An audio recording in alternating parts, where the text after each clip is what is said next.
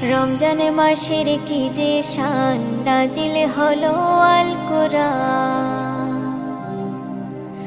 রমজান মাসের কি যে শান, নাজিল হলো আল কোরআন। হায়রে সবে কদর রমজান শেষে লও না খুঁজিয়া, হায়রে সবে কদর রমজান শেষে লও না খুঁজিয়া। রমজানেরই মাসে এলো খুশির খবর লইয়া, তোমরা জানাও গো শুকরিয়া। রমজানেরই মাসে এলো খুশির খবর লইয়া, খুশির খবর লইয়া তোমরা জানাও গো শুকরিয়া।